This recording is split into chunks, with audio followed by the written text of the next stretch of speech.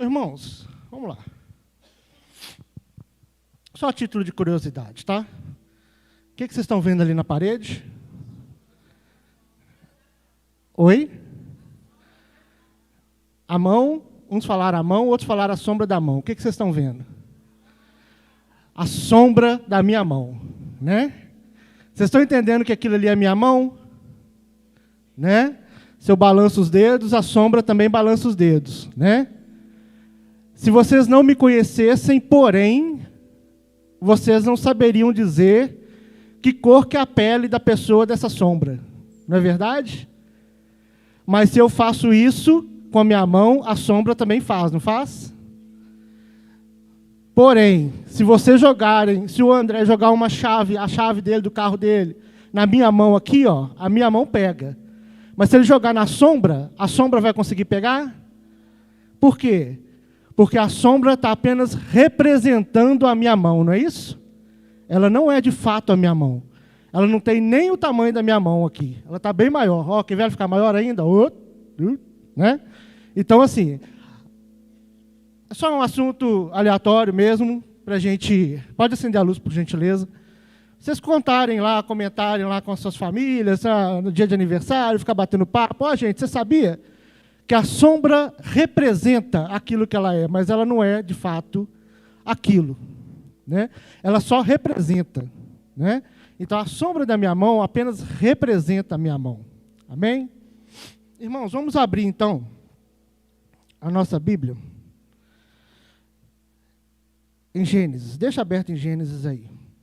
Porque, assim, eu não sei como é que você está aqui hoje, né? A gente pode estar aqui agora sorrindo.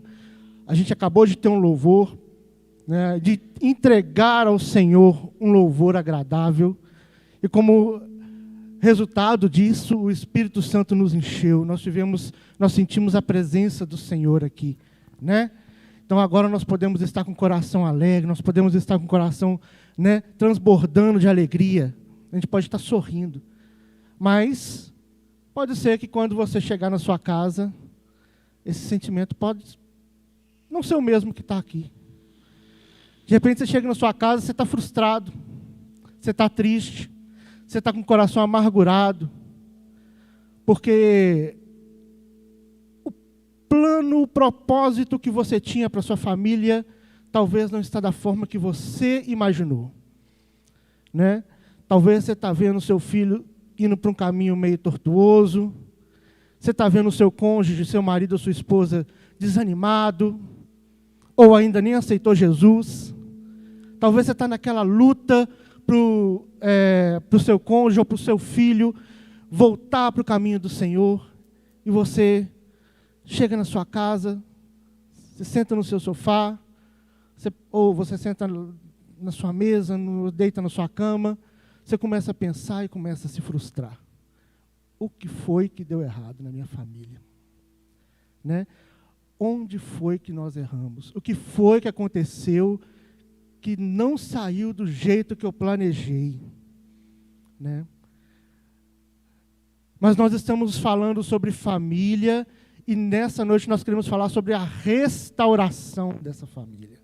Nós já falamos de manhã, foi uma bênção, e agora nós queremos continuar falando mais um pouquinho sobre isso. Então eu quero te dizer, irmãos, que Deus tem um plano de restauração da sua família. Ele tem um plano para a sua família, amém? Ele tem um plano para a sua família, para a sua casa. Vamos ler então lá em Gênesis 1, de 26 a 31, porque eu quero trazer modelos que o Senhor nos proporcionou para a gente seguir, para a gente acompanhar. E o Senhor, Ele começou esse plano desde a criação do mundo. A família estava presente desde o plano da criação. E lá em Gênesis 1, de 26 a 31, diz assim: criou Deus o homem à sua imagem, a imagem de Deus o criou. Homem e mulher o criou. Amém? Deus sempre teve um plano para a família. Desde o início da criação, A família era o centro de tudo na vontade do Senhor. Então, quando Deus criou o homem e a mulher, Ele os colocou aonde, irmãos? No Éden. Ele criou um jardim. Ele criou um jardim perfeito. Ele criou um jardim que fosse o lar daquele casal, né? E ali eles achavam alimento, eles achavam conforto, eles achavam paz, segurança. E o mais importante, ali naquele lugar, Deus os visitava continuamente. Era um ambiente de intimidade. Amém? Repita comigo, intimidade. Nós queremos ter intimidade com o Senhor. Então, o princípio da família é a intimidade. Nós queremos buscar isso, irmãos, porque quando a gente começa a fazer coisas, ou quando a gente começa a extrapolar, quando a gente começa a fazer a ter atitudes, né, que fogem desse meio íntimo, a gente começa a descontrolar a família. Vocês já repararam que muitas pessoas ou famílias que gostam muito de ficar expondo o que está fazendo, o que está falando, o que está comprando, não conseguem prosperar. Eles expõem sua intimidade com muita facilidade, expõem aquilo que faz, aquilo que tem, aquilo que quer fazer com muita facilidade. Irmãos, tem coisas que quando a gente vai fazer como família, nós temos que fechar como família, resolver como família, acertar como família, definir como família, decidir como família em intimidade. Pai, mãe, filho. E aqui agora eu faço um convite para vocês. Se vocês ainda estão com esse sentimento de tristeza, de frustração, pai, você que é pai, você é o sacerdote do seu lar. Você é o cabeça de sua casa. O Senhor te chama para ser o cabeça, para estar tomando a direção, para estar tomando a posição. Mãe, você que é mãe cristã na sua casa, o Senhor te chama para ser sábia e edificar o seu lar, mesmo que seu marido não seja cristão. O Senhor te chama e te capacita para isso. Para transformar um lar que poderia estar desorganizado, que poderia estar bagunçado, que poderia estar destruído, em algo que seja bênção para o Senhor. E filhos, assim como João fala, vocês são fortes. Então, obedeçam e respeitem e ajudem os seus pais. Ajudem os seus pais na missão dele. Respeitem as decisões dele. Ah, Renato, mas você não conhece meu pai nem minha mãe. Não conheço, mas eu conheço a palavra que diz que nós devemos obedecer o Pai para que nossas vidas sejam prolongadas na terra. Que é o primeiro mandamento com promessa que o Senhor nos deu. Obedeçam, respeitem, honrem seus pais. Amém? Então vamos repetir: intimidade. Nós temos outros modelos do cuidado do Senhor para com a família. A família esteve presente na aliança. Lá em Gênesis 9, 12, 13, diz assim: e disse Deus, esse é o sinal da aliança que ponho entre mim e vós, entre toda alma vivente que está conosco por gerações eternas. O Senhor quer restaurar a intimidade através da sua aliança. Ele fez isso com Noé e sua família. E Ele quer fazer isso com a nossa casa. Não através simplesmente daquele arco-íris que Ele colocou no céu, mas através da nova aliança, através da morte de Jesus na cruz e através de sua restauração, através da nova aliança a qual nós aceitamos Ele como nosso Salvador e o coroamos como o Rei do nosso lar. Amém, irmãos? O Senhor quer ser Rei do seu lar. Então, para restabelecer a intimidade, nós temos que seguir o modelo de Cristo. O modelo que requer sacrifício e perdão. São duas palavrinhas difíceis de se falar no meio familiar, não é? Porque muitas vezes as pessoas não estão dispostas a sacrificar e nem a abrir mão da sua opinião, do seu modo de pensar, do seu modo de ser, do seu modo de falar. Nós temos que ser modelo de Cristo. E para isso precisamos que nossos lares sempre sacrificar e perdoar, como Cristo fez na cruz por nós, por mim e por você. Enquanto a gente não abrir mão, enquanto a gente não abrir os nossos olhos, não ter em nosso coração o entendimento de que o sacrifício e que o perdão vão abrir as portas para a intimidade do nosso lar, nós vamos continuar com o nosso lar desabado. Quantas pessoas, irmãos, quantas histórias que a gente conhece de irmãos que passam décadas sem conversar um com o outro por causa de uma bobeirinha que aconteceu lá atrás. E ele fala, não, o fulano de tal é um folgado, eu não quero saber dele mais, e acaba ficando anos e anos e anos sem conversar com o próprio irmão. Filhos que não conversam com o próprio pai, por causa, às vezes, de um capricho que não foi dado, ou por causa de algo que às vezes, o pai nem sabia que havia acontecido. Não é? O inimigo coloca coisas no coração da gente, irmãos, que façam que a gente, né, se fique amargurado, se sinta rejeitado. E com isso, começa aquela quebra, aquela desunião dentro do lar. Então hoje eu convido a seguir o modelo de Cristo, abrir mão, perdoar e sacrificar, pelo menos a sua opinião, em prol do melhor que é a família. Enquanto você manter sua postura inflexível, né, acuada, negociável, o Espírito Santo não vai conseguir mover no seu lar. Então nós precisamos abrir mão. Sacrifique-se, abra mão. Vamos repetir comigo? Eu vou abrir mão. Sacrificar e perdoar. Como está a sua casa hoje? Como está a sua vida hoje com seu cônjuge? O que você consegue identificar hoje com o seu cônjuge, ou com seus filhos, ou com seus pais, que você precisa abrir mão, que você precisa sacrificar? O que você consegue pensar hoje? Não, realmente eu agi errado ali naquele dia. O Senhor te chama a seguir o modelo de Cristo, a seguir o modelo da nova aliança que foi dada por nós. Sacrificar e perdoar. Amém, irmãos? Próximo modelo que eu gostaria de trazer para nós está lá presente na promessa. A promessa que o Senhor fez a Abrão.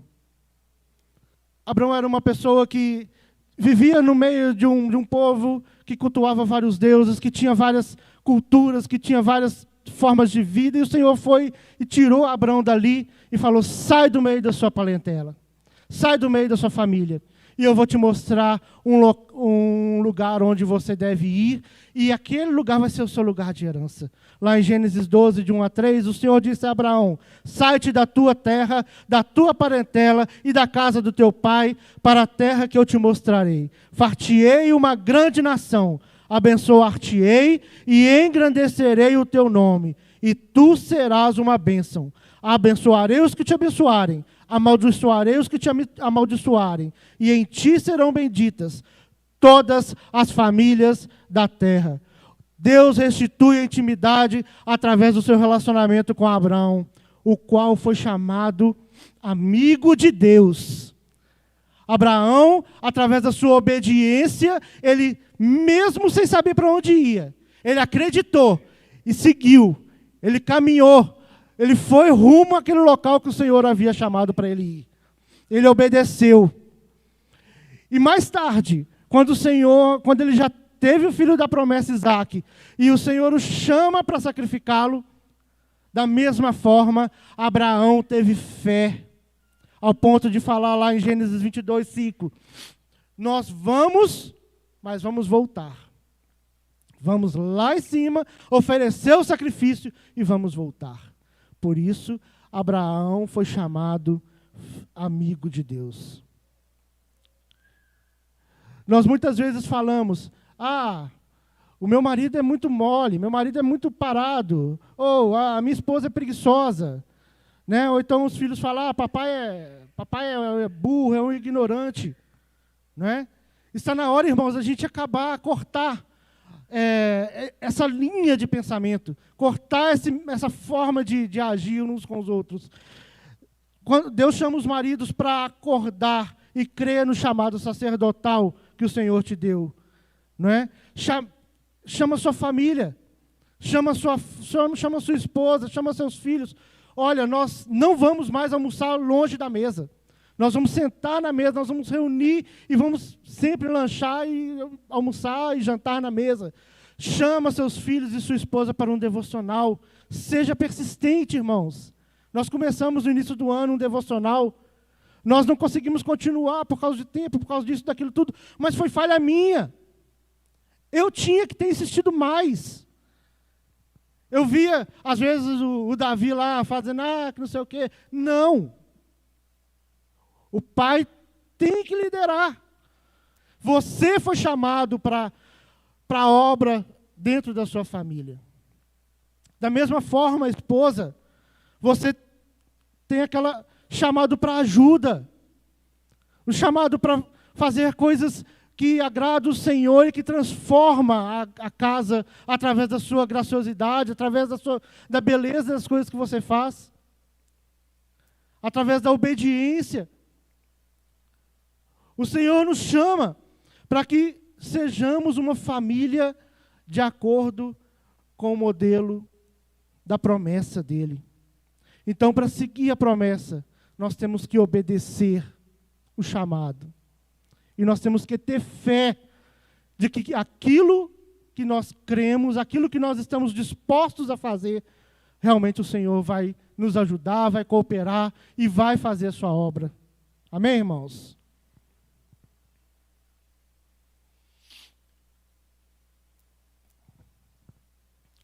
E um outro modelo, né? Deus estava presente na proclamação, irmãos, do Evangelho. Nós já lemos diversas vezes aqui o texto de Atos. Perseveravam unânimes todos os dias no templo, partindo o pão de casa em casa, comendo com alegria e singeleza de coração. A igreja começou no lar, irmãos. A igreja começou nos pequenos grupos. A igreja do Senhor começou na intimidade. A igreja do Senhor começou naqueles momentos de paz, naqueles momentos íntimos, de pequenos grupos. A igreja começou na família. A família foi chamada para proclamar o Evangelho. Ela sempre esteve no coração do Senhor. E assim como Ele fez em Atos, Ele quer fazer algo totalmente novo na sua família. A família está no plano da volta do filho. O filho que foi para o pai está preparando lugar para nós. Na casa do meu pai há muitas moradas. Se não fosse assim, eu vou-lhe teria dito, vou preparar-vos lugar. E quando eu for e vos preparar lugar, virei outra vez e vos levarei para mim mesmo, para que onde eu estiver, estejais vós também. Olha só, irmãos, Jesus, em todos os momentos que Ele está falando sobre Deus, Ele cita Ele como Pai. Há essa paternidade, há essa questão de pai e filho, não é? Há essa questão da intimidade, mais uma vez falando. E aqui Jesus está falando para o seu povo que ele ia subir, não é? Mas Ele ia para preparar um lugar para todos nós estarmos juntos com Ele. Ele ia para preparar algo especial para nós. Ele ia para preparar algo que fôssemos retornar àquela intimidade com o Senhor, retornar àquela convivência com o Senhor, aquela graça com o Senhor, de ver o Senhor face a face, de estar na presença do Senhor e de viver em comunhão e intimidade com Ele. Ele nos trata como família, quando Ele diz que vai preparar lugar e nos levar para estarmos com Ele. E onde que é esse lar, irmãos? É o céu. O céu é a morada do Senhor. É no céu que o Senhor está preparando lugar para nós. É no céu onde é a perfeita morada do Senhor. É no céu onde estará a perfeita família. E é no céu, é o local perfeito, do qual é modelo para tudo que o Senhor criou aqui na terra. O céu, que é a habitação do Senhor, é o modelo para que todas as coisas que o Senhor fez aqui na terra fossem baseadas. Então, quando o Senhor nos chama e quando o Senhor nos proclama para sermos um só com uma esposa e termos uma família, é porque Ele tem um plano. Ele tem um plano de restauração e de resgate. E desde a criação, o foco desse plano foi intimidade. Foi estar junto. Foi encontrar todos os dias, como Ele fazia lá no Éden. Foi encontrar e fazer uma aliança, como Ele fez com Noé. Foi encontrar e citar promessas, como Ele fez com Abraão. O céu é a morada definitiva e o plano de Deus para nós.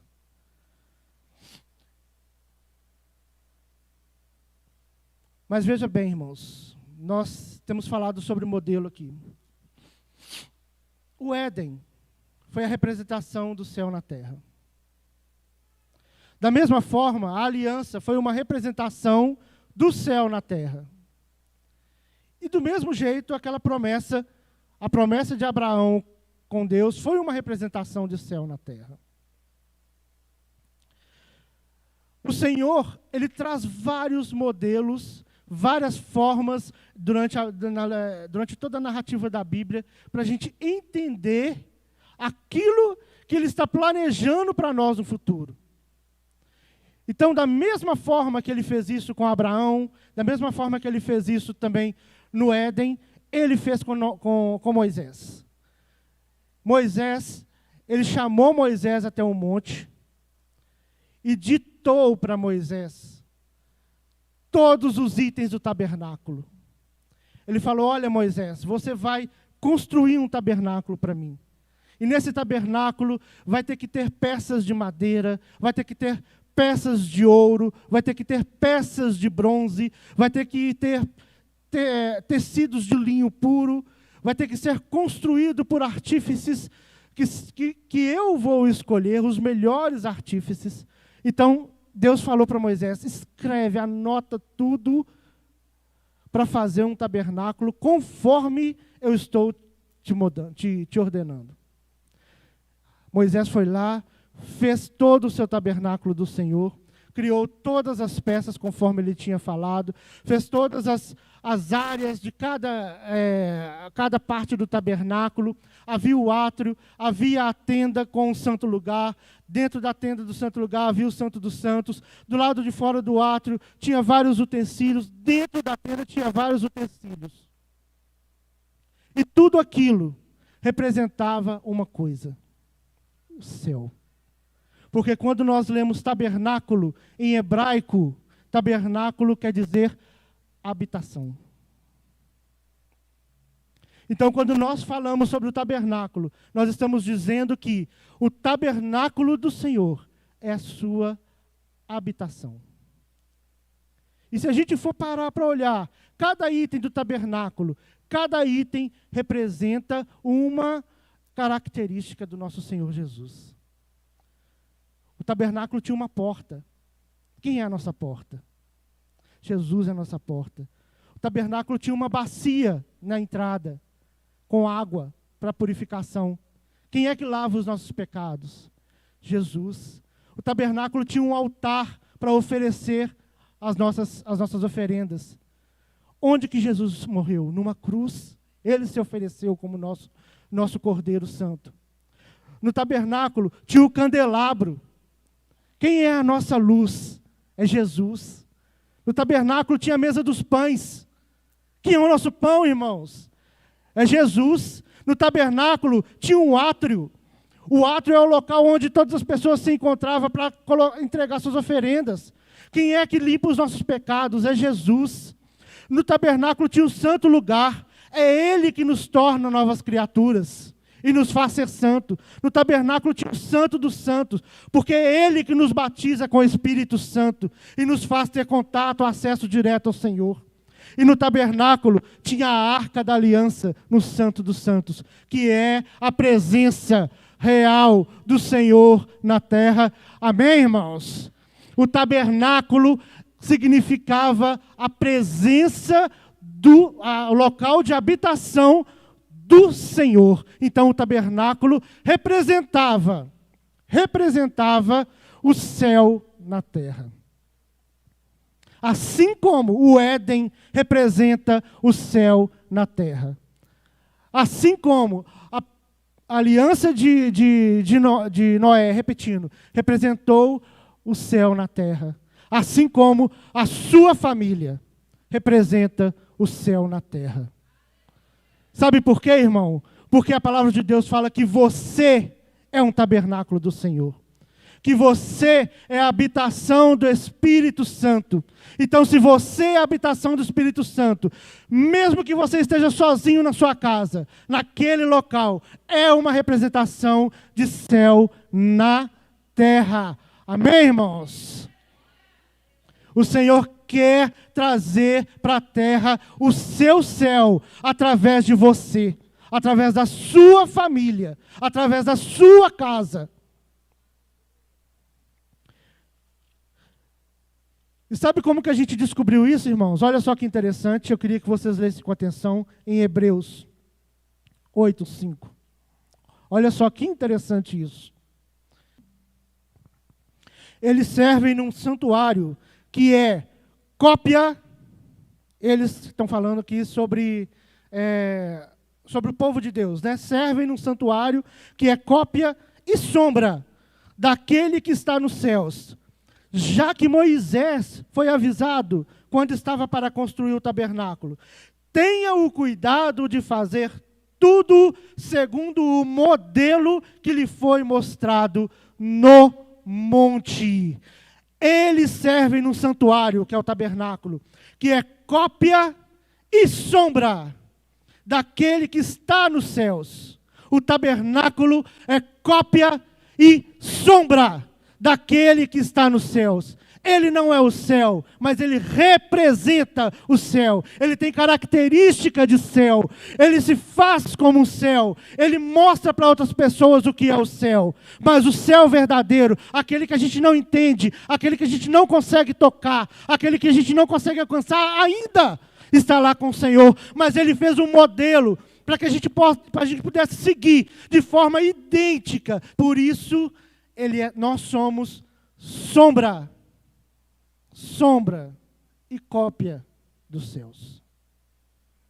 A sua família é sombra e cópia do céu. Assim como o tabernáculo, assim como o Éden original. Assim como a nova aliança foi feita em Cristo. Então o Senhor te convida, nessa noite, para ser sombra e cópia do céu do Senhor. Através do Espírito Santo que enche os seus corações. Através do Espírito Santo que preenche e transforma os nossos pensamentos. Porque somente através do Espírito Santo nós podemos sacrificar. Nós podemos perdoar. Nós podemos obedecer. E nós podemos ter fé segundo o modelo que é Jesus Cristo. Amém? Então, como fazer esse céu acontecer em nossa casa? Seguindo o modelo que é Cristo. Seguindo o modelo que é Jesus. Seguindo aquilo que Ele nos ensinou. Seguindo aquilo que Ele propôs para nós. seguindo aquilo que Ele nos ensinou na palavra, seguindo aquilo que Ele falou e ensinou por diversos dias aqui na terra, e que perpetuaram através da sua palavra, e que alcança os nossos corações a cada dia. O Senhor Jesus, Ele é o modelo que nós devemos seguir. Então, quando nós falamos sobre o caminho do céu, e quando nós falamos sobre sombra do céu, nós podemos até fazer uma brincadeira. Mas antes disso, eu queria que você se colocasse de pé.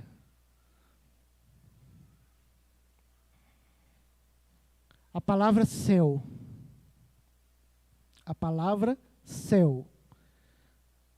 possui 3 letras. Não é isso? Letra C, letra E, letra U. Como nós podemos trazer o céu para os nossos lares, seguindo esse modelo? Comunhão, ensino da palavra. E a letra U? União. Vamos trocar o U pelo O, já que é sombra? Oração. Céu. Nós te convidamos a trazer para sua casa comunhão, ensino e oração.